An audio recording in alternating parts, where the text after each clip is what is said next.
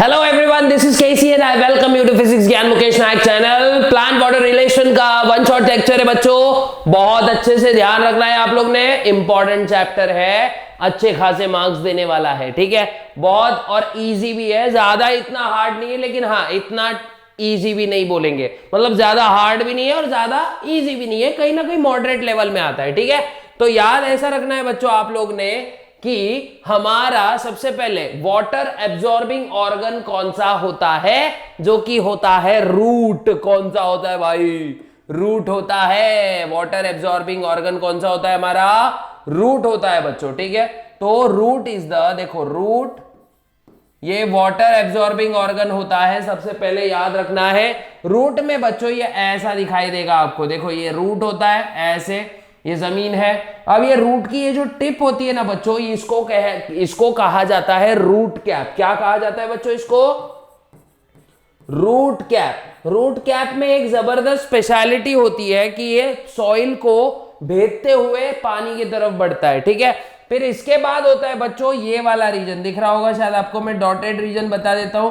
ये होता है मेरिस्टेमेटिक रीजन, है ना।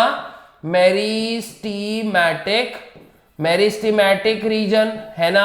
कौन सा रीजन है बच्चों? ये मेरिस्टेमेटिक रीजन है। अब मेरिस्टेमेटिक रीजन की क्या खासियत होती है? फास्ट फॉरवर्ड में लेक्चर है, बिल्कुल रुकना नहीं है, थमना नहीं है और रिवीजन करना है। और रिवीजन में बहुत जल्दी जल्दी काम होता है बच्चों, ठीक है। और ये अपन अज्यूम करके चलते हैं कि आपको बहुत सारी चीजें इसमें से पहले से ही पता है, लेकिन जस्ट हम क्या कर रहे हैं, इसका एक क्विक थ्रू ले रहे हैं, ठीक है।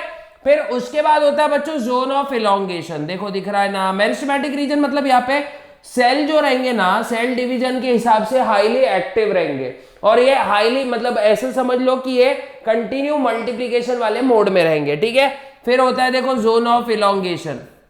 ये वो जोन होगा जो रूट की लेंथ बढ़ाएगा। क्या बढ़ाएगा बच्चों? लेंथ। और लास्ट में देखो ये वाला रीजन है, ये जोन ऑफ मैचुरेशन है। और यहां पे ही रूट हेयर्स भी होते हैं बच्चों। क्या होते हैं? रूट हेयर्स होते हैं। अब ये रूट हेयर्स क्या भानगढ़ है, ये भी आप लोग ने देखने हैं, ठीक है। हाँ, ये भी हम लोग क्या करते हैं, मस्त देख लेते हैं कि भाई रूट हेयर क्या होता है। स्ट्रक्चर ऑफ रूट हेयर, देखो सबसे पहले ये रूट हेयर तो कैसा मोस्ट ऑफ द टाइम हमारा यूनिसेल्यूलर होता है। कैसे होता है भाई? यूनिसेल्यूलर होता है, ये आप लोग ने अच्छे से याद रखना है। फिर इसका लार्ज वैक्यूल होता है इसके अंदर, है ना, लार्ज वैक्यूल, है ना। जैसे आपको स्ट्रक्चर में दिख रहा होगा, मैं कुछ नहीं बता रहा हूं बच्चों, स्ट्रक्चर में ही आप लोग को दिख रहा होगा, आई थिंक सो। इरेजर ले लेते थोड़ा सा, ठीक है। स्ट्रक्चर में ही आप लोग को दिख रहा होगा, इसका लार्ज वैक्यूल होता है। कैसा होता है बच्चों? लार्ज वैक्यूल, है ना। लार्ज वैक्यूल की वजह से ये क्या कर सकता है बच्चों? पानी वगैरह एब्जॉर्ब कर सकता है। याद रखना कि ये क्या होता है, एक एक्सटेंशन होता है, ठीक है। इसकी अपनी सेल मेम्ब्रेन होती है, हैव माइटोकॉन्ड्रिया। इसके पास क्या होता है? माइटोकॉन्ड्रिया भी होता है, माइटोकॉन्ड्रिया, है ना। और रूट हेयर का सबसे इंपॉर्टेंट फंक्शन क्या है बच्चों? रूट हेयर का सबसे इंपॉर्टेंट फंक्शन है क्या? एब्जॉर्ब करना मिनरल्स एंड न्यूट्रिएंट सॉइल से फटाफट एब्जॉर्ब कर लेना, यही रूट हेयर का फंक्शन होता है बच्चों, ठीक है। ये बात याद रखना। फिर इसके पास अपनी सेल वॉल भी होती है, ये सब याद रखना। और सबसे इंपॉर्टेंट इसका फंक्शन क्या होता है? फंक्शन होता है absorption of water and minerals. Okay, क्या एब्जॉर्ब करेगा ये? वाटर एंड मिनरल्स को एब्जॉर्ब करेगा। इसका क्या करना है बच्चों? स्क्रीनशॉट ले लेना है बहुत अच्छे से। अब जो हमारा रूट हेयर होता है, याद रखो बच्चों, 1 से लेके 10 मिलीमीटर लॉन्ग हो सकता है। प्लस ये याद रखना कि ये शॉर्ट लिव्ड होता है। कैसे होता है बच्चों? शॉर्ट लिव्ड होता है। ये बात याद रखनी है आप लोग को। ये एक साइटोप्लाज्मिक एक्सटेंशन होगा किसका? हमारे नॉर्मल रूट के सेल्स का, ठीक है। और ये रूट हेयर का काम है water absorption and mineral absorption. ये क्या कर देगा? रूट का सरफेस एरिया बढ़ा के दे देगा, ठीक है। ये आप लोग को बहुत अच्छे से याद रखना है भाई। वाटर अवेलेबल फॉर एब्जॉर्प्शन अगला टॉपिक है हमारा। तो देखो कितने टाइप का वाटर हमारे प्लांट के लिए अवेलेबल होता है, लेकिन इसमें से कौन सा वाटर प्लांट एब्जॉर्ब कर पाता है ये देखना जरूरी है। तो पहला होता है भाई ग्रेविटेशनल वाटर, है ना, ग्रेविटेशनल ग्रेविटेशनल वाटर, है ना। देखो फिर होगा हाइग्रोस्कोपिक वाटर, है कि नहीं, कौन सा वाला, देखो ग्रेविटेशनल एक होता है, फिर मैं आपको बोलूंगा हाइग्रोस्कोपिक होता है, फिर उसके बाद याद रखना कैपिलरी वाटर प्रेजेंट होता है, कौन सा, और कंबाइंड वाटर प्रेजेंट होता है। कितने बच्चों, 4 टाइप्स। तो पहला वाला है हमारा हाइग्रोस्कोपिक, सॉरी ग्रेविटेशनल, दूसरा है हमारा हाइग्रोस्कोपिक, तीसरा है कंबाइंड वाटर, और लास्ट वाला है बच्चों हमारा कौन सा वाला, कैपिलरी वाटर, है ना, कैपिलरी वाटर। याद रखना है आपने, कितने टाइप्स के वाटर्स अवेलेबल है हमारे प्लांट के लिए, 4 टाइप्स के, पहला ग्रेविटेशनल, दूसरा हाइग्रोस्कोपिक, तीसरा कंबाइंड और चौथा वाला कैपिलरी। मैंने चौथे वाले को सर्कल क्यों किया बच्चों, बिकॉज यही वो वाटर है जो प्लांट एब्जॉर्ब कर सकता है। क्या कर सकता है प्लांट, यही वो पानी है जो प्लांट आराम से एब्जॉर्ब कर सकता है। प्लांट ग्रेविटेशनल वाटर भी एब्जॉर्ब नहीं कर सकता बिकॉज ये डीप अंडर द ग्राउंड होता है। फिर प्लांट हाइग्रोस्कोपिक वाटर भी एब्जॉर्ब नहीं कर सकता बिकॉज ये वाटर क्ले में मौजूद होता है ना। प्लांट कंबाइंड वाटर भी एब्जॉर्ब नहीं कर सकता बिकॉज ये कंपाउंड के फॉर्म में मौजूद होता है ना। लेकिन कैपिलरी वाटर ये वो फ्री वाटर है जो प्लांट आराम से एब्जॉर्ब कर सकता है। अब इसको कैपिलरी वाटर क्यों कहा जाता है, it is called as capillary water just because, देखो बच्चों जमीन है, जमीन के अंदर क्या होता है, ये ऐसे छोटी छोटी ट्यूबवेल्स लाइक स्ट्रक्चर होती है, छोटे छोटे थिन ट्यूब्स लाइक स्ट्रक्चर होते हैं, और इसी ट्यूब्स में पानी जाके बैठ जाता है जो सॉइल के बीच की स्पेसेस होती है ना उसमें। इसीलिए इसको कैपिलरी वाटर कहा जाता है बिकॉज ये थिन थिन कैपिलरीज के अंदर मौजूद है। तो हमारा प्लांट ये वाला वाटर आराम से एब्जॉर्ब कर सकता है, ये 3 नहीं कर सकता है बच्चों, ठीक है।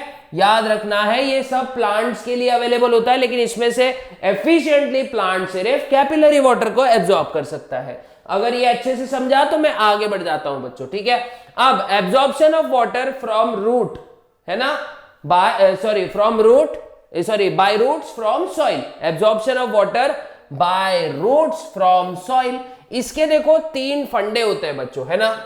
ये कैसे कैसे एब्जॉर्ब कर सकता है, एब्जॉर्प्शन, वाटर एब्जॉर्प्शन कैसे हो सकता है ना, वाटर एब्जॉर्प्शन कैसे हो सकता है। नंबर 1 सबसे पहले तो होगा इम्बाइबिशन की मदद से, इम्बाइबिशन, है ना। फिर उसके बाद रहेगा डिफ्यूजन, है ना, डिफ्यूजन की मदद से, और लास्ट में क्या होगा बच्चों, लास्ट में होगा हमारा मेन ऑस्मोसिस, है ना।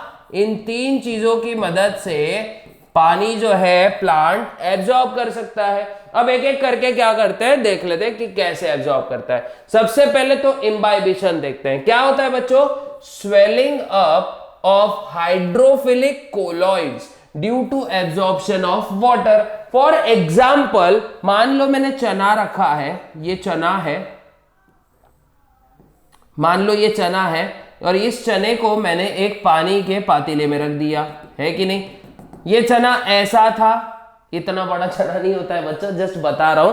थोड़ी देर के बाद इसका साइज क्या हो जाएगा बच्चों, ये ऐसा बढ़ जाएगा यहाँ पे, ठीक है, दिख रहा है ना। अपनी मेन साइज से इसकी साइज क्या हो गई, बढ़ गई, बिकॉज इसने क्या किया, वाटर को एब्जॉर्ब कर लिया, है ना। एब्जॉर्ब करने के बाद ये क्या होगा, ये स्वेल हो गया, स्वेल मतलब सूज गया, ठीक है। और इसी को क्या कहा जाता है बच्चों, इम्बाइबिशन। फॉर एग्जाम्पल क्ले, है ना, ये भी एक टाइप का इम्बाइबिशन है। फिर मैं बोलूंगा आटा, है ना, फ्लोर मिक्स्ड विथ किसके साथ मिक्स किया बच्चों, वाटर के साथ। तो देखो आटे का जो ग्रेन्स होते हैं, छोटे छोटे फाइन पार्टिकल्स होते हैं, वो क्या हो जाते हैं, बड़े हो जाते हैं, ठीक है। वाटर वो क्या कर रहे हैं, एब्जॉर्ब कर ले रहे हैं। क्या कर ले रहे हैं, यहां स्पेलिंग मिस्टेक होगी थोड़ी सी, एब्जॉर्ब कर रहे हैं, है ना। तो जब भी अपने नॉर्मल स्वेल हो जाएगा हाइड्रोफिलिक कोलॉइड्स। हाइड्रोफिलिक कोलॉइड्स मतलब ये वो पार्टिकल्स होंगे जो वाटर लविंग होंगे, जिसमें मतलब पानी डाल दिया तो पानी को सोख लेंगे। तो whenever hydrophilic colloids like clay particles या फिर फ्लावर्स या फिर डिफरेंट काइंड्स ऑफ सीड्स, जब भी ये क्या होंगे बच्चों, सिंपल सूज जाएंगे, स्वेलअप हो जाएंगे वाटर एब्जॉर्प्शन की वजह से, इसको कहा जाएगा इम्बाइबिशन। क्या कहा जाएगा बच्चों, इम्बाइबिशन। तो इसका स्क्रीनशॉट ले सकते हो बच्चों आप आराम से कि इम्बाइबिशन होता क्या है। अब याद रखने वाली बात यह है कि जो भी वाटर को एब्जॉर्ब कर रहा है, ठीक है, तो ये चना हमारा क्या हो गया, इम्बाइबंट हो गया। क्या हो गया, इम्बाइबंट। देखो दो चीजें होती है, एक होता है इम्बाइबंट और दूसरा होता है इम्बाइबेट। देखो दो चीजें कौन सी बोला मैंने बच्चों, एक होता है इम्बाइबंट और दूसरा होता है इम्बाइबेट। तो जो पानी एब्जॉर्ब कर रहा है उसको इम्बाइबंट कहा जाता है। क्या कहा जाता है, ये हमारा इम्बाइबंट है। और जो एब्जॉर्ब खुद हो जा रहा है मतलब वाटर, ये हमारा इम्बाइबेट है ना, इम्बाइबेट। तो इम्बाइबंट और इम्बाइबेट का फर्क आप लोग को शायद समझ में आ गया होगा। देखो फास्ट और रैपिड फायर रिवीजन चल रहा है बच्चों, तो ज्यादा अपन डेप्थ में नहीं घुसेंगे, फटाफट रिवाइज करेंगे इसको, ठीक है। इसके बाद होता है बच्चों diffusion. What is meant by diffusion, जैसे diffusion can be defined as movement, देखो याद रखो, मूवमेंट ऑफ आयॉन्स, एटॉम्स और molecules of substance from region of higher concentration to the region of their lower concentration। तो जब भी movement होगी materials की from higher concentration to lower concentration, for example मैं यहां पे क्या करता हूं बच्चों, दो बॉटल्स बना देता हूं, बॉटल्स बोलो या जार बोल दो, ठीक है। ये मैंने दो जार यहां बना दिए, है कि नहीं, इसको फुल मैंने यहां तक भर दिया और ये दोनों जार्स को मैंने इस पॉइंट पे कनेक्ट कर दिया, ठीक है। अब कनेक्ट करने के बाद क्या सीन हो रहा है, देखो ये पूरा पानी यहां तक भरा हुआ है। अब ये पानी यहां तक कब तक भरता जाएगा बच्चों, जब तक इसकी इक्वल मात्रा नहीं हो जाती, दोनों के इसमें इक्वल मात्रा नहीं हो जाती। तो यही क्या हो रहा है, देखो ये है हायर कॉन्सेंट्रेशन वाला रीजन और ये लोअर कॉन्सेंट्रेशन वाला रीजन। तो movement of materials from the region of higher concentration to the region of lower concentration, इसी को कहा जाता है बच्चों, क्या कहा जाता है, डिफ्यूजन। क्या बोला जाता है इसको, इसी को कहा जाता है डिफ्यूजन, ठीक है। यहां तक आपको शायद समझ में आ गया रहेगा। अब डिफ्यूजन हो रहा है तो डिफ्यूजन की वजह से तैयार होता है बच्चों एक प्रेशर जिसको हम बोलते हैं डिफ्यूजन प्रेशर, है ना, डिफ्यूजन प्रेशर। ओके, क्या होता है, डिफ्यूजन प्रेशर क्रिएट होता है जिसको हम डीपी बोल सकते हैं। क्या बोल सकते हैं बच्चों, डीपी। क्या कह सकते हैं, इसको कहते हैं डीपी। और डीपी याद रखने वाली बात है बच्चों, डीपी क्या होता है, diffusion pressure is the pressure created due to diffusion, है ना। ये डिफ्यूजन की वजह से जो प्रेशर तैयार हो रहा है उसको ही डिफ्यूजन प्रेशर कहा जाता है। अब यहां पे डिफ्यूजन प्रेशर जो प्योर सॉल्वेंट का होता है, ठीक है, डिफ्यूजन प्रेशर जो प्योर सॉल्वेंट का होता है ये हमेशा ज्यादा होता है, ठीक है, किससे, डिफ्यूजन प्रेशर देखो जो प्योर सॉल्वेंट का होता है, ऐसे लिख देता हूं मैं, इज ऑलवेज मोर, ठीक है, ये हमेशा ज्यादा होता है नॉर्मल सॉल्यूशन से, ठीक है। जो डिफ्यूजन प्रेशर जो प्योर सॉल्वेंट का होता है ये सॉल्यूशन वाले अपने नॉर्मल पानी से इसका प्रेशर हमेशा ज्यादा होगा। मतलब ऐसे समझ लो प्योर वाटर और सॉल्टेड वाटर में प्योर वाटर का डिफ्यूजन प्रेशर ज्यादा होगा, ठीक है। और इन्हीं के डिफरेंस को कहा जाता है डिफ्यूजन प्रेशर डेफिसिट, डीपीडी। इन्हीं का क्या होता है, ये डिफरेंस होता है। ये डीपीडी को ऐसे भी बोला जाता है सक्शन प्रेशर। क्या, suction pressure. Diffusion pressure deficit को ही क्या बोला जाता है बच्चों, सक्शन प्रेशर। और डिफ्यूजन प्रेशर डेफिसिट का डेफिनेशन क्या आएगा, डिफरेंस होगा ये प्योर सॉल्वेंट और सॉल्यूशन के डिफ्यूजन प्रेशर का। ये बात आप लोग ने याद रखना है बहुत अच्छे से। अब देखते हैं बच्चों osmosis, the process by which water enters into cytoplasm of the root hair cell. इसी के जरिए क्या होता है, साइटोप्लाज्म के अंदर कौन एंटर करता है, वाटर एंटर करता है। With respect to the concentration and osmotic migration 3 types of solutions are recognised. ये बात याद रखो, लेकिन इसके पहले मैं आप लोग को ये बता देता हूं कि जब भी देखो ये सेल है हमारा और ये उसकी प्लाज्मा मेम्ब्रेन है, मतलब सिलेक्टिवली परमिएबल मेम्ब्रेन है, ठीक है।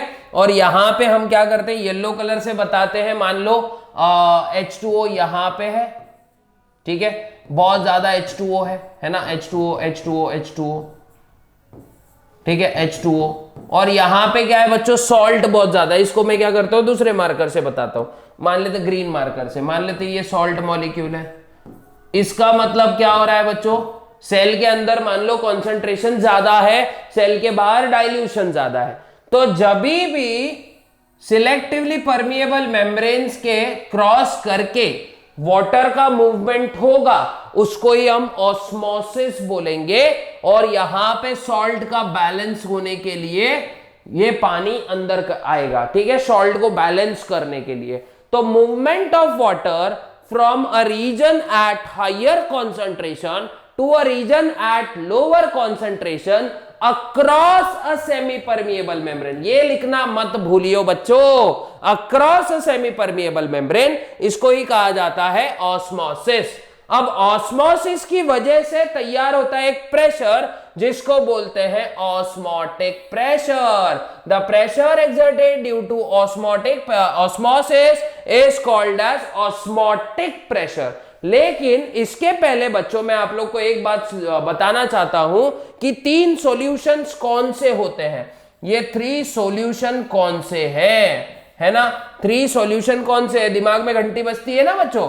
तो ये 3 सॉल्यूशन होते हैं बच्चों, हाइपरटोनिक, हाइपरटोनिक, फिर दूसरा होता है आइसोटोनिक, आइसोटोनिक, और तीसरा होता है कौन सा, हाइपोटोनिक, है ना, हाइपोटोनिक। याद रखने वाली बात है बच्चों, हाइपोटोनिक मतलब डाइल्यूट सॉल्यूशन बच्चों, कैसा, डाइल्यूट सॉल्यूशन।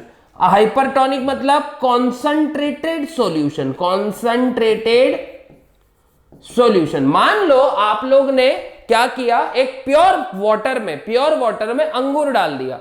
प्योर वाटर में अंगूर अगर आप डाल रहे हो और इन केस हाइपोथेटिकली वाटर का ऑस्मोटिक प्रेशर और अंगूर का ऑस्मोटिक प्रेशर इक्वल है, तो there will be no any type of movement across the selectively permeable membrane.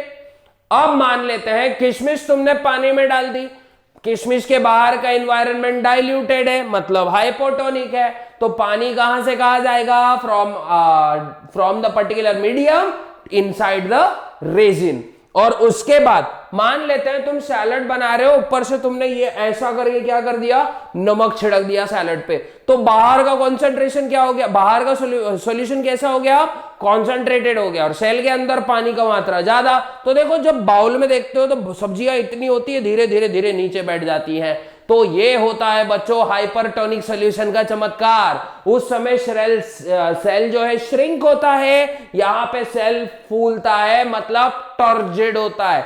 अब टर्जिड्स की वजह से एक प्रेशर क्रिएट होता है बच्चों, जिसको हम टर्जगर प्रेशर बोलते हैं। क्या बोलते हैं, टर्गर प्रेशर। और ये वो प्रेशर होता है जो एग्जर्ट होगा टर्जिड सेल की वजह से। मतलब ऐसा फूला हुआ सेल क्या करेगा पता है क्या, ये ऐसे सेल वॉल के ऊपर ऐसे प्रेशर लगाएगा बच्चों, ठीक है। एक फूला हुआ सेल क्या करेगा, सेल को ऐसे बाहर की तरफ ढकलेगा, अंदर से फूले हुए सेल में जो पानी होगा ना, सेल को ऐसे बाहर की तरफ ढकलेगा, और वो प्रेशर को कहा जाता है टर्गर प्रेशर। क्या कहा जाता है, टर्गर प्रेशर। ओके, याद रखना ये बात को, बहुत अच्छे से याद रखना। तो टर्गर प्रेशर क्या होता है बच्चों, जब भी टर्जिड सेल का सैप उसकी सेल मेम्ब्रेन पे लगाएगा प्रेशर या सेल वॉल पे लगाएगा प्रेशर, इसको ही कहा जाएगा टर्गर प्रेशर। ओके, याद रखना।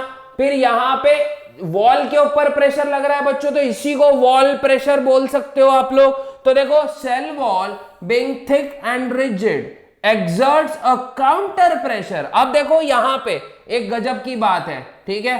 टर्गर प्रेशर अब जब भी ये टर्गर प्रेशर सेल को बाहर ढकलेगा, वॉल इस पे एक अपोजिट प्रेशर लगाएगी, है ना।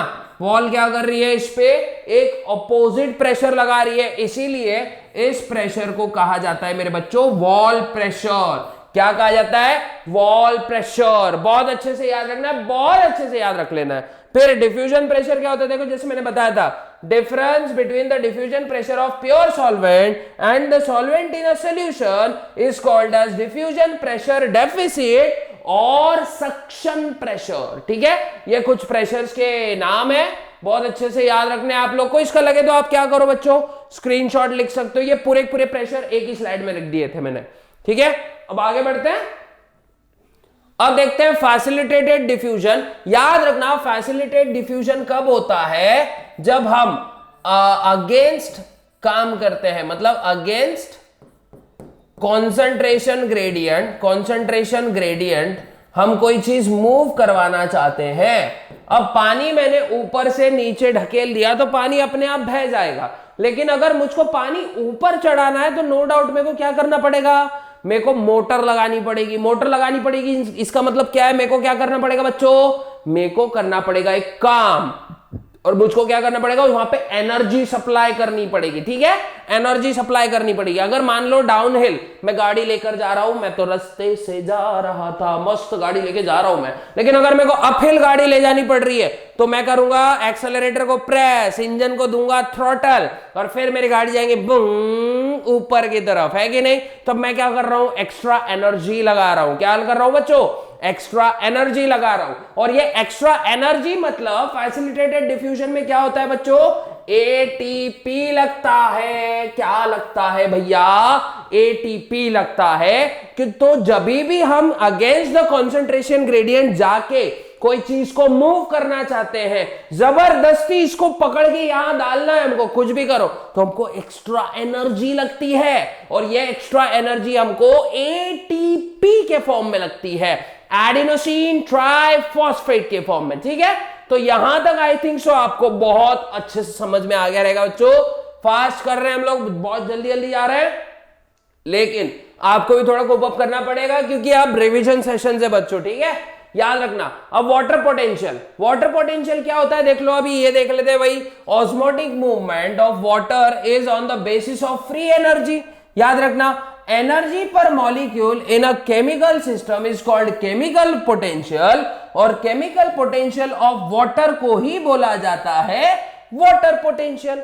क्योंकि देखो हर मॉलिक्यूल में एक फ्री एनर्जी होती है। अब यही फ्री एनर्जी पर मॉलिक्यूल एक केमिकल सिस्टम में, यही फ्री एनर्जी पर मॉलिक्यूल जो है, इसको जब हम लोग यूटिलाइज करेंगे तो इसको केमिकल पोटेंशियल बोला जाएगा। हम मतलब प्लांट यूटिलाइज करने वाले हैं। ठीक है, अब केमिकल पोटेंशियल, वाटर का जो केमिकल पोटेंशियल होगा उसी को वाटर पोटेंशियल कहा जाता है बच्चों, और इसको डिनोट करते हैं हम लोग साई नाम के सिंबल से। ठीक है, ये याद रख लेना है आप लोग ने। फिर फैक्टर्स अफेक्टिंग वाटर एब्जॉर्प्शन, ये भी देख लेते हैं। तो सबसे पहले, उसके पहले हम लोग देखते हैं प्लाज्मोलाइसिस क्या होता है। तो जब भी देखो ये एक सेल बनाया मैंने, है ना, मस्त फूला हुआ सेल है, इसको मैं रख दूंगा हाइपरटोनिक सॉल्यूशन में। मान लो ये एकदम हंसता खिलता सेल है, जब इसको मैं हाइपरटोनिक सॉल्यूशन में रख दूंगा तो ये सेल ऐसे श्रिंक हो जाएगा। ठीक है, क्या हो गया बच्चों, ये सेल श्रिंक हो गया। ठीक है, श्रिंक होने की वजह से क्या हो गया बच्चों, इस पे ऐसे झुर्रियां आ गई है ना, मतलब इसका पूरा अंदर का वाटर कंटेंट क्या हो गया, बाहर निकल गया। तो जब भी कोई लिविंग सेल को तुम हाइपरटोनिक सॉल्यूशन में रखोगे और उस वजह से उसके अंदर के फ्लूइड्स बाहर आ गए, तो इस प्रक्रिया को प्लाज्मोलाइसिस कहा जाता है। क्या कहा जाता है, प्लाज्मोलाइसिस कहा जाता है। और याद रखना, प्लाज्मोलाइसिस में turgor pressure is always zero. क्या होगा, turgor pressure is always zero, और सेल हमारा हो जाएगा फ्लैसिड।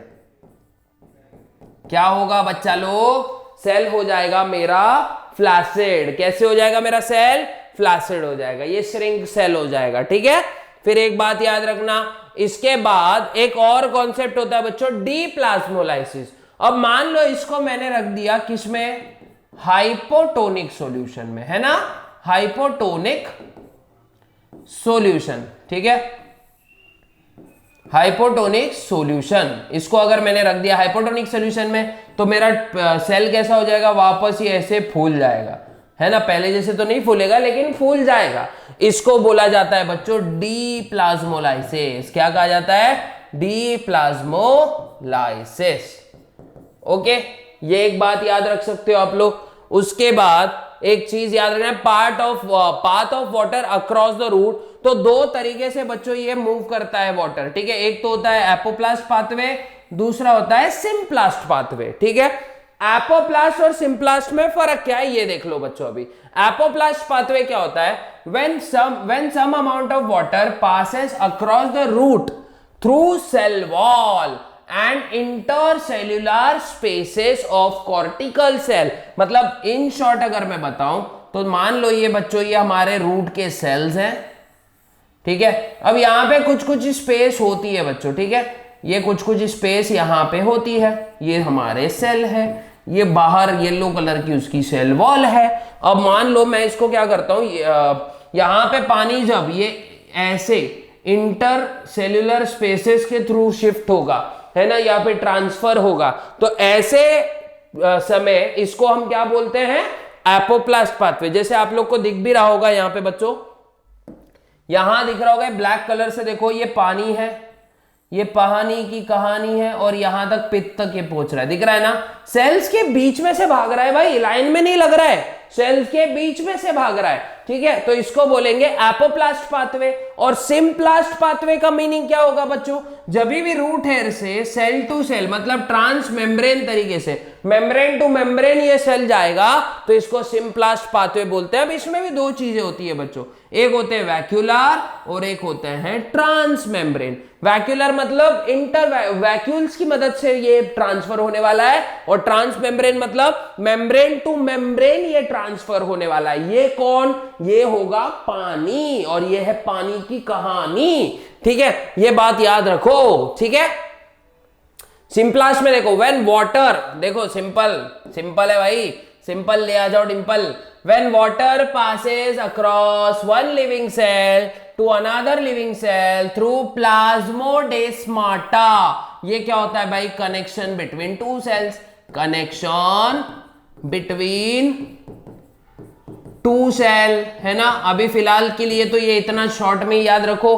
तो प्लाज्मोडेस्माटा की मदद से जा रहा है भाई ये पानी, तो इसको बोलेंगे सिम्प्लास्ट पाथवे। इसी को बोल सकते हैं हम लोग ट्रांस मेम्ब्रेन पाथवे, ये अच्छे से याद रखना है। फिर उसके बाद आप लोग ने देखो मैकेनिज्म ऑफ वाटर एब्जॉर्प्शन, तो दो टाइप के एब्जॉर्प्शन होते हैं बच्चों। सबसे पहले तो होता है पैसिव एब्जॉर्प्शन। पैसिव एब्जॉर्प्शन में हमको क्या चाहिए, कुछ नहीं चाहिए सर, कॉन्सेंट्रेशन ग्रेडियंट चाहिए। क्या चाहिए भाई, कॉन्सेंट्रेशन ग्रेडियंट चाहिए, है कि नहीं, कॉन्सेंट्रेशन ग्रेडियंट चाहिए। फिर no energy is required, no energy is required, है ना, कोई भी टाइप की एनर्जी नहीं चाहिए हमको। फिर उसके बाद हमको कोई भी एनर्जी नहीं चाहिए। फिर उसके बाद याद रखना बच्चों, याद रखना डिफ्यूजन वगैरह की मदद से ये चीजें हो जाती है कि नहीं। यहां तक शायद आप लोग को बहुत अच्छे से समझ गया होगा।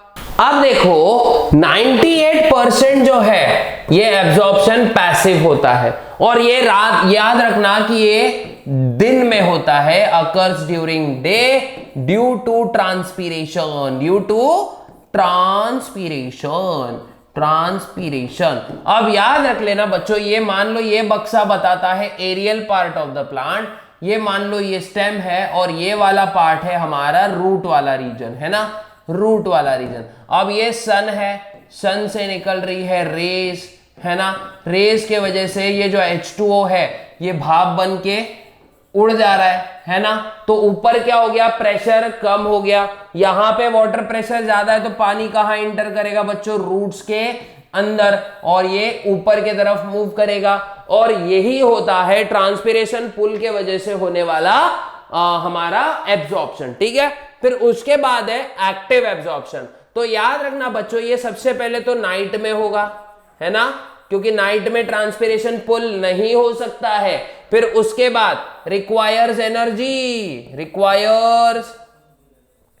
रिक्वायर्स एनर्जी, है ना। फिर याद रखना है भाई लेस होता है, ये इस तरीके से वाटर जो है बहुत ही कम मात्रा में ऊपर चढ़ता है, तो ये भी आप लोग ने याद रखना है। अब इसमें दो टाइप के होते हैं बच्चों, इसमें दो टाइप के एक्टिव एब्जॉर्प्शन होते हैं। एक तो होता है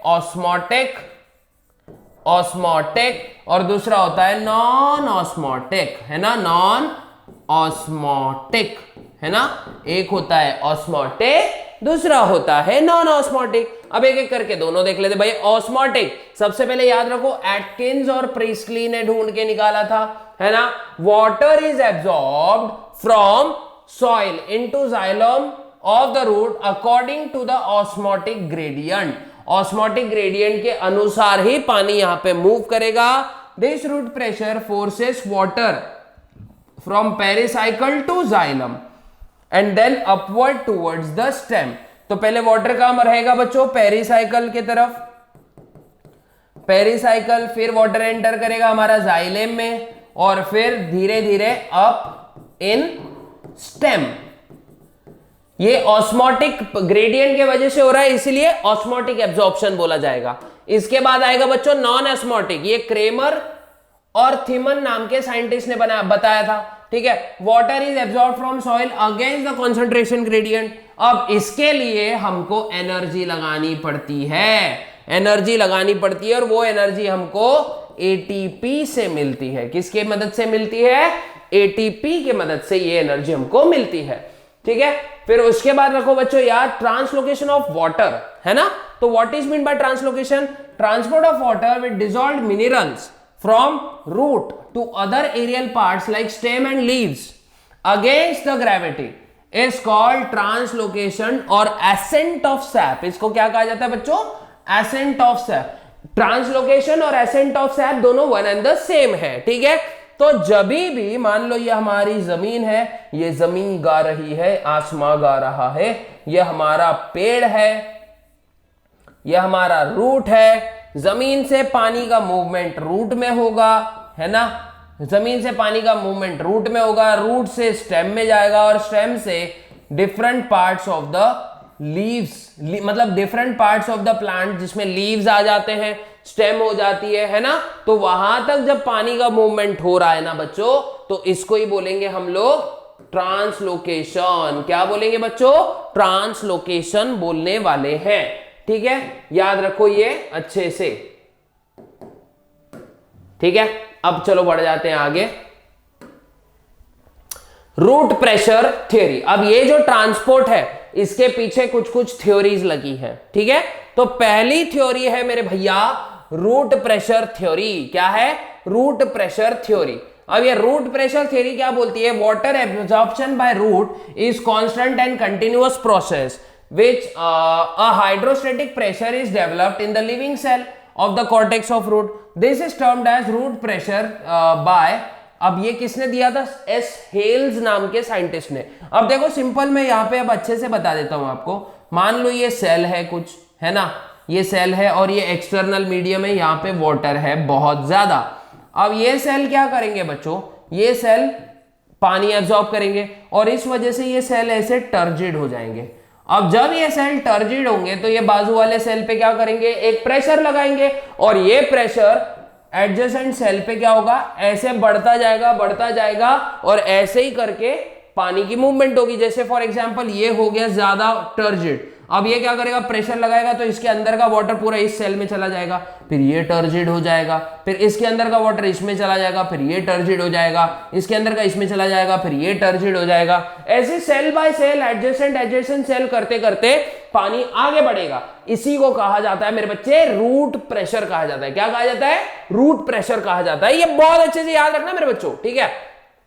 ऑब्जेक्शन, इस थ्योरी के ऑब्जेक्शन क्या है, it is not applicable to plants taller than 20 metres.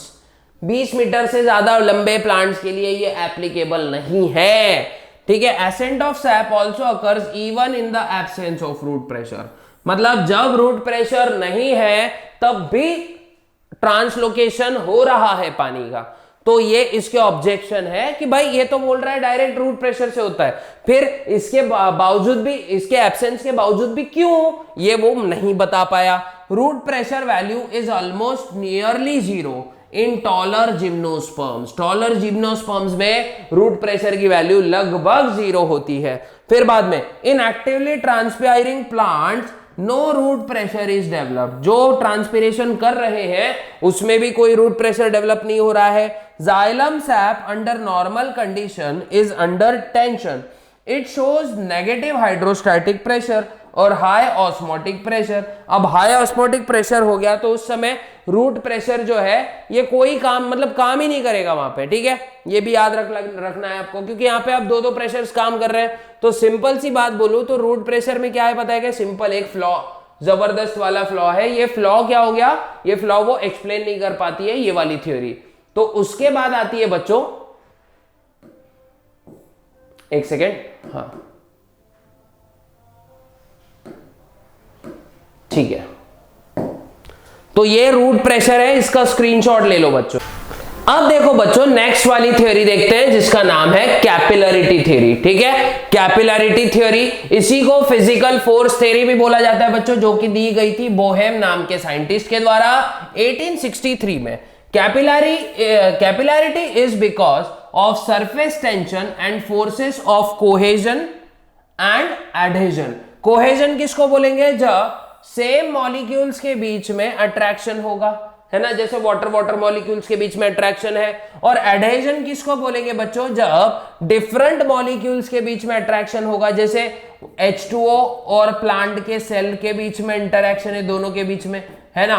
तो इसको क्या कहा जाता है बच्चों, एडहेजन। तो वाटर कॉलम जो होती है, देखो सिंपल, प्लांट के अंदर छोटी छोटी कैपिलरी ट्यूब्स होती है, ये भी बात याद रखना है। तो water column exist because of combined cohesive and adhesive forces of water and xylem wall due to capillarity. It is because of capillarity water is raised and conducted upward against the gravity, ठीक है। तो capillarity theory क्या बोलती है कि भाई plant के अंदर क्या होते हैं, ऐसे छोटे छोटे ट्यूब्स होते हैं बच्चों, ठीक है। इन ट्यूब्स में पानी क्या करता है, ऐसे राइज होता है, जैसे आपको फिजिक्स में होगा कैपिलरिटी सरफेस टेंशन में आता है। तो जब भी वाटर ऐसे against the gravity capillary tube में राइज होता है, उस फिनोमेना को कैपिलरिटी बोलते हैं। और अब प्लांट में कैपिलरिटी की मदद से पानी चढ़ रहा है, इसीलिए इसको कैपिलरिटी थ्योरी बोला जाता है बच्चों। लेकिन इसके भी कुछ अपने सिंपल फ्लॉज थे। Capillary tube must be continuous, बीच में कोई भी बबल नहीं होने चाहिए। अगर बबल आ गया तो वाटर राइज नहीं होगा, ठीक है। तो याद रखना ये कंप्लीटली हॉलो होना चाहिए एक एंड से दूसरे एंड तक, ठीक है। फिर उसके बाद lower end of capillary tube that is xylem must be in direct contact of soil water, जो कि नहीं होता है, ठीक है। कैपिलरी ट्यूब का जो ये एंड है, समझो मान लो ये ऐसा ये ट्यूब है, तो ये डायरेक्टली किस में होना चाहिए बच्चों, पानी में होना चाहिए, तभी जाके ये वाटर ऊपर राइज होगा, नहीं तो नहीं। लेकिन ऐसा होता नहीं है। However there exist a barrier of root cortex. अब यहां पे क्या होता है, रूट का बाहर का हिस्सा होता है और अंदर कैपिलरी ट्यूब होती है, और H2O तो बाहर है ना। फिर कैसे इंटर करेगा, ये भी इंपॉर्टेंट है, between xylem and soil water, ठीक है। narrow the capillary tube, greater is the height which water columns rise। लेकिन टॉलर प्लांट में ऐसा नहीं होता है, क्योंकि डायमीटर कैपिलरी ट्यूब का बड़ा होता है। तो जितनी नैरो ट्यूब होगी उतना जोर से चढ़ेगा पानी, ऐसा बोल रहे हैं। लेकिन ऐसा हर केस में नहीं होता है। फिर अगला आता है बच्चों कोहेजन टेंशन थ्योरी, ठीक है। याद रखना ये वाइडली एक्सेप्टेड थ्योरी है आज की, प्रेजेंटली वाइडली एक्सेप्टेड, ठीक है। डिक्सन एंड जॉली ने दी थी। This theory is based on to principles, cohesion and adhesion, और लास्ट में सेकंड है ट्रांसपिरेशन पूल, ठीक है। कोहेजन और एडेशन क्या बोलता है ये देखते हैं अभी, ठीक है। इसके स्क्रीनशॉट निकालते रहो। देखो कोहेजन मतलब क्या होता है, जब सेम बिटवीन वाटर मॉलिक्यूल के बीच में अट्रैक्शन होगा तो इसको कोहेजन बोलेंगे, या फिर कोहेसिव फोर्स। या और जब भी पानी के बीच में और हमारे लिग्निफाइड सेल वॉल के बीच में, जो कि जाइलम के सेल वॉल होगा, तो जब भी जाइलम की सेल वॉल, मतलब ये ऐसा सेल है और ये वाटर है ना, तो ये दोनों के बीच में ऐसे अट्रैक्टिव फोर्सेस होगा, तो इसको क्या कहा जाता है बच्चों, ये होता है एडहेशन, ठीक है, या फिर एडहेसिव फोर्सेस। अब ट्रांसपिरेशन पुल क्या बोलता है, मैंने जस्ट अभी कुछ देर पहले ऐसा पेड़ वाला डायग्राम बनाया था, देखो है ना, ये सन, यहां से पानी ऐसे बाहर निकल जाता है, यहां पे प्रेशर जो होता है लो, तो वाटर कहां चढ़ेगा बच्चों, रूट से अंदर की तरफ ऊपर जाएगा और लीव्स तक जाएगा, यही होता है ट्रांसपिरेशन पुल वाला कॉन्सेप्ट। लेकिन लेकिन लेकिन याद रखना, for transpiration pull to operate water column should be unbroken and continuous. ये अब यहां पे भी बबल्स नहीं होने चाहिए। Due to temperature fluctuations during the day and night, gas bubbles may enter the water column breaking the continuity, है ना। This mechanism assumes that tracheids are more efficient than vessels as their ends walls support water column. However, vessels are more evolved than tracheids and more efficient. तो यहां पे contradictory problems ऐसी है, तो हमको ये समझ के चलना पड़ेगा कि ये तीनों थ्योरीज के हिसाब से ही वाटर जो है ट्रांसपोर्ट होता है प्लांट में। देखो थोड़ा सा कॉम्प्लिकेटेड है, लेकिन हम लोग क्या कर रहे हैं बच्चों, थोड़ा फास्ट जा रहे हैं। If plant is smeared with vaseline, vaseline मतलब petroleum jelly, in order to stop transpiration, उसके बावजूद भी जो एसेंट है सैप का ऊपर जा रहा है, मतलब मैंने पूरे पत्तियां अगर वैसलीन से ढक दी तो मेरा मॉइस्चर ब्रेक नहीं होगा, मतलब मेरा मॉइस्चर वेपराइज नहीं होगा, तो क्या होगा, सिंपल, तब भी मेरा वाटर जो है वो ऊपर राइज कर रहा है। तो ये क्यों कर रहा है, ये थ्योरी एक्सप्लेन नहीं कर पाती है। Ascent of sap also occurs in deciduous plant having shed all their leaves. जब उनके पत्ते नहीं भी होते हैं तब भी वहां पे क्या हो रहा है, सैप जो है ऊपर चढ़ रहा है। तो ये क्यों हो रहा है, ये भी मतलब ये थ्योरी एक्सप्लेन नहीं कर सकती है, तो ये थ्योरीज के भी बहुत ज्यादा ऑब्जेक्शंस है, ठीक है। अब पाथ ऑफ ट्रांसलोकेशन, मतलब कहां से चीजें बढ़ती है आगे, तो याद रखना, sieve tubes and vessels are structurally ideally suited for longitudinal translocation, जिसको हम बोलते हैं वर्टिकल ट्रांसलोकेशन। अब इसके लिए एक एक्सपेरिमेंट किया गया था जिसका नाम होता है बच्चों रिंगिंग एक्सपेरिमेंट, ठीक है। इसके अंदर यूज किया था कार्बन 14 का आइसोटोप। तो इससे पता चलता है कि मिनरल्स कहां से कहां जा रहे हैं, और जब एनालिसिस किया गया तो उनको फ्लोएम्स के टिश्यू से ये रीडिंग्स मिली, ठीक है। और उन्होंने तब बताया कि phloem is primarily responsible for the flow of food, ठीक है। लॉन्जिट, और ये देखो जो ये फ्लोएम होता है ये बाय डायरेक्शनल फ्लो करता है, मतलब up from upside down and from down side towards upward direction, ठीक है। तो फ्लोएम हर जगह फूड लेकर जाता है, ये भी उन्होंने बोला। Food is always translocated in the form of sucrose, यह भी याद रखना चाहिए आपने, जो कि एक सॉल्युबल फॉर्म होता है। Sucrose is a soluble form always along the concentration gradient from source to sink. Source क्या होता है, जहां पे चीजें प्रोड्यूस हो रही है। सिंक क्या होता है, जहां पे चीजें रखी जाएगी, मतलब रिजर्व फॉर्म में रखी जाएगी, और जब भी यूज होगा उसको लिया जाएगा, ठीक है, वहां से ही उसको यूटिलाइज किया जाएगा। और याद रखना, ट्रांसपोर्ट ऑफ फूड वर्टिकल और लैटरल दोनों डायरेक्शन में होता है, ये भी आप लोग को याद रखना है। अब वर्टिकल ट्रांसलोकेशन के लिए देखो, in downward direction from leaves to root, it also occurs in upward direction during germination of seed. याद रखना, सीड जर्मिनेशन के टाइम पे ये अपवर्ड मूव करेगा, ठीक है। जैसे देखो यहाँ पे ये सीव ट्यूब है, ठीक है। सीव ट्यूब के पास होते हैं कंपेनियन सेल। कंपेनियन सेल का काम होता है ये एनर्जी लगाएंगे और मूव करवाएंगे अपने फूड को, ठीक है। ये भी आप लोग ने याद रखना है।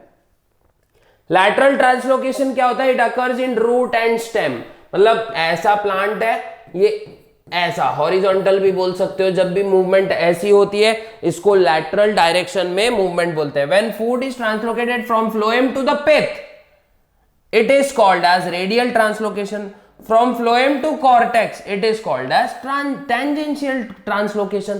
तो देखो फॉर एग्जाम्पल पहला वाला देखते हैं हम लोग, मान लेते हैं अंदर ये फ्लोएम है, ठीक है। जब भी फ्लोएम से मूवमेंट ऐसी होगी इस तरह, तो इसको रेडियल ट्रांसलेशन बोलेंगे, ठीक है, रेडियल ट्रांसलोकेशन बोलेंगे। और जब भी ऐसे ऐसे मूवमेंट होगी, दिख रहा है ना, इस तरह कॉर्टेक्स के तरफ, इसको टेंजेंशियल ट्रांसलोकेशन कहा जाएगा। ठीक है, यहां तक शायद आप लोग ने अच्छे से समझ गया है। अब देखते हैं mechanism of sugar transport in the through the phloem. The most conceiving theory ये है मंच की प्रेशर फ्लो थ्योरी। कौन सी? Pressure flow theory. देखो बच्चों, अब धीरे धीरे हम लोग अंत में आ चुके हैं पूरे चैप्टर के। मंच की प्रेशर फ्लो थ्योरी है, या फिर इसको बोला जाएगा मास फ्लो हाइपोथेसिस। देखो, ड्यू टू एंडोऑस्मोसिस, क्या कह रहा हूं मैं, endosmosis of water surrounding the cell and xylem is absorb. देखो, एंडोऑस्मोसिस होने की वजह से क्या हो रहा है, पानी जो है सराउंडिंग सेल जैसे जाइलम के अंदर एब्जॉर्ब हो जाता है। The cell becomes turgid, cell का हो गया भैया टर्जिड हो गया। Due to increase in the turgor pressure, sugar from the photosynthetic cell is forced ultimately into the sieve tubes. अब क्या हो गया, सीव ट्यूब्स में जो शुगर थी ये ऑस्मोलैरिटी कम करने के लिए कहां बढ़ते जाती है, डायरेक्टली हमारे सीव ट्यूब्स के पास। ठीक है, this is called as loading of veins. अब ज्यादा टर्जिडिटी बढ़ने की वजह से वहां पे क्या हो गया, अब शुगर इकट्ठा हो गई वेन्स के अंदर, इसीलिए इसको लोडिंग ऑफ वेन्स कहा जाता है। ठीक है, याद रखना। और ये पत्तों में हो रहा है बच्चों, अभी धीरे धीरे आगे बढ़ते हैं अभी। ठीक है, at the sink and root cell utilises sugar and also polymerises excess sugar into starch. जब भी सिंक आएगा तो वहां पे क्या होगा, रूट्स के सेल जो है शुगर यूटिलाइज करते रहेंगे और उसको कन्वर्ट करते रहेंगे स्टार्च में। इस वजह से ऑस्मोटिक कॉन्सेंट्रेशन वहां का हो जाता है लो, वहां होती है एक्सोऑस्मोसिस जैसी प्रोसेस। और फिर इसके बाद क्या होता है, देखो, फिर इसके बाद होता है हमारा जो सेल है ना, हमारे जो शुगर है, शुगर कहां इंटर करता है बच्चों, sugar enters the sink. Balance बनाने के लिए शुगर सिंक में एंटर कर जाता है और वहां पे इस तरह फ्लो होता है। सबसे पहले एंडोऑस्मोसिस हुआ, क्या हुआ, टर्जिड हो गया सेल, है ना। फिर शुगर क्या हुई, यहां पे वेन्स में एंटर करी, sugar in when. Sugar in when मतलब इसको लोडिंग ऑफ वेन कहा गया। फिर हुआ वहां पे सिंक, जब सिंक के पास में क्या हुआ, सिंक के पास हुआ एक्सोऑस्मोसिस और शुगर कहां गई, सिंक में। ठीक है, याद रखना, इस तरह शुगर जो है फ्लो करती है पूरे के पूरे प्लांट में। अभी ये मैं ज्यादा थोड़ा फास्ट ले रहा हूं क्योंकि हमको जल्दी जल्दी, वीडियो ज्यादा लंबी नहीं होनी चाहिए और हमको फास्ट काम करना है। ट्रांसपिरेशन हम लोग देख चुके इसके पहले, बार बार मैं दिखा चुका आपको। ठीक है, अब 3 टाइप का ट्रांसपिरेशन होता है बच्चों। एक तो होता है क्यूटिकुलर ट्रांसपिरेशन, यहां पे ये जो सेल्स है, लेंटिकल्स है, यहां से जो पानी है बच्चों ये वेपर्स बनना स्टार्ट हो जाएगा। ठीक है, यहां से ये वेपराइज होगा पानी, इस वजह से यहां पे प्रेशर लो हो जाएगा। दूसरा होता है बच्चों, देखो स्टोमेटल ट्रांसपिरेशन, वहां पे देखा हमने क्यूटिकुलर और लेंटिकुलर, ये दोनों ट्रांसपिरेशंस थे वहां पे। जैसे फॉर एग्जांपल देखो यहां पे दिख रहा होगा आपको, देखो ये लेंटिकुलर पोल्स है और यहां क्या हो रहा है, क्यूटिकल जो होता है ना बच्चों, ये क्यूटिकल से पानी क्या हो रहा है, लॉस हो रहा है। और जब भी लेंटिकल से पानी लॉस हो जाएगा, ये लेंटिकुलर पोर से पानी लॉस होगा, तो इसको हम बोलते हैं लेंटिकुलर ट्रांसपिरेशन। ठीक है, और जब भी स्टोमेटल पोर्स के थ्रू ट्रांसपिरेशन हो जाएगा तो इसको हम बोलते हैं, क्या बोलते हैं बच्चों, स्टोमेटल ट्रांसपिरेशन। इसीलिए याद रखना, ट्रांसपिरेशन जो है ना, ट्रांसपिरेशन ये एक नेसेसरी ईवल है। क्या ये नेसेसरी ईवल है? ठीक है, याद रखने वाली बात है ये, बिकॉज ये इसलिए नेसेसरी है कि ऐसा मराठी में एक मन है ना, तुझ्या सोबत जमेना आणि तुझ्या विना कर्मेना, वैसा मतलब तेरे साथ जमता भी नहीं है और तेरे बिना मेरे को मन भी नहीं लगता। ऐसे ट्रांसपिरेशन नहीं रहा तो इश्यूज, ट्रांसपिरेशन ज्यादा हो गया तो इश्यूज। ठीक है, ये भी आप लोग ने याद रखना है। Opening and closing of stomata, significance of transpiration, disadvantages, और फिर हमारा चैप्टर लगभग खत्म हो जाएगा बच्चों। ठीक है, एक सेकेंड ना, ठीक है, तो यहां तक आप लोग को समझ में आ गया रहेगा शायद। अब देखो बच्चों, opening and closing of stomata. तो opening of closing of stomata में पहली थ्योरी है स्टीवर्ट की, दूसरी थ्योरी है लेविट की। ठीक है, पहली थ्योरी के अनुसार क्या होता है, ड्यूरिंग डे फॉस्फोरिलेज एंजाइम होता है जो क्या करता है, स्टार्च को कन्वर्ट करता है शुगर में। किस में कन्वर्ट करता है, स्टार्च को शुगर में कन्वर्ट कर देता है, और इस वजह से ऑस्मोटिक प्रेशर बढ़ जाता है। गार्ड सेल जो है इसकी वजह से स्ट्रेच हो जाते हैं, स्टोमा खुल जाता है, और जब नाइट होती है इसका वाइस वर्सा होता है। ठीक है, एक फास्ट फॉरवर्ड में बता दिया, फॉस्फोरिलाइज एंजाइम क्या करेगा, फॉस्फोरिलाइज एंजाइम अपने स्टार्च को शुगर मॉलिक्यूल्स में कन्वर्ट कर देगा, जिसकी वजह से ऑस्मोटिक प्रेशर बढ़ जाएगा, उसकी वजह से गार्ड सेल टर्जिड हो जाएंगे, जिसकी वजह से स्ट्रेच होंगे और वो स्टोमा जो है ऐसे खुल जाएगा। ठीक है, नाइट में ये ऑस्मोटिक प्रेशर कम हो जाएगा तो गार्ड सेल रिलैक्स हो जाएंगे और स्टोमा बंद हो जाएगा। लेविट की थ्योरी में होता है प्रोटॉन ट्रांसपोर्ट थ्योरी बोला जाता है बच्चों।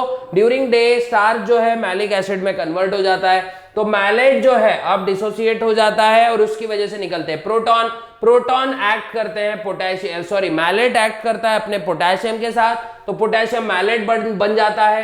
पोटेशियम मैलेट जो है इसकी वजह से ऑस्मोटिक प्रेशर जो है ये बढ़ जाता है, स्टोमा के जो गार्ड सेल्स होते हैं ये स्ट्रेच हो जाएंगे, और जब नाइट होगी तो ये वाइस वर्सा होगा।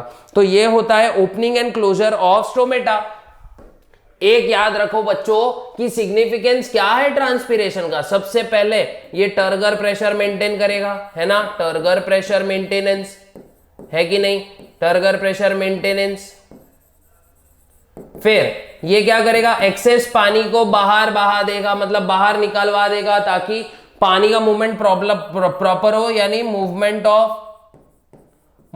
ऑफ वाटर, है ना, पानी को मतलब प्लांट को पानी की कमतरता से बचा लेगा। ये इसके दो सबसे इंपॉर्टेंट क्या है बच्चों, एडवांटेजेस है। फिर एसेंट ऑफ सैप, क्या बोलेंगे, ट्रांसलोकेशन, है ना, एसेंट ऑफ सैप, ये एक और इसका एडवांटेज है।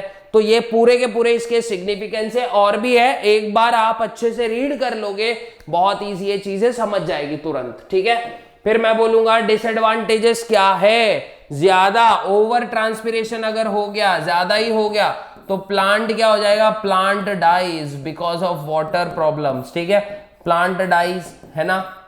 तो याद रखना ज्यादा ट्रांसपिरेशन भी अच्छी चीज नहीं है बच्चों, ज्यादा ट्रांसपिरेशन से प्रॉब्लम्स हो जाती है। ठीक है, excessive transpiration leads to death of plant, जैसे मैंने बोला अभी जस्ट बोला। इसीलिए कर्टिस ने क्या बोला है बच्चों, कर्टिस ने ट्रांसपिरेशन को नेसेसरी ईवल बोला है, नेसेसरी ईवल। देखो बच्चों बहुत फास्ट फॉरवर्ड में हुआ सेशन अपना, लेकिन जितना हुआ, अगर आपको कुछ चीजें नहीं समझी होगी तो कमेंट बॉक्स में डाल देना कि सर हमको ये चीजें नहीं समझी, हम इस पे डेडिकेटेड बड़ा वीडियो लेकर आएंगे। ठीक है, और अगर चीजें समझ गई हो तो जाके लाइक शेयर सब्सक्राइब कर दो। मिलते हैं नेक्स्ट वीडियो में, तब तक के लिए गुड बाय, गुड लक, जय हिंद।